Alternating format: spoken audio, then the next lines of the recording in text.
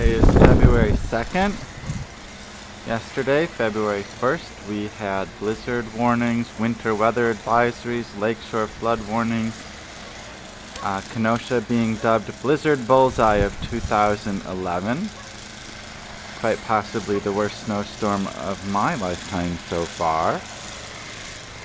You can see that the road is missing, completely filled in, and neighbors are futilely trying to snow blow up. This is the front of our house.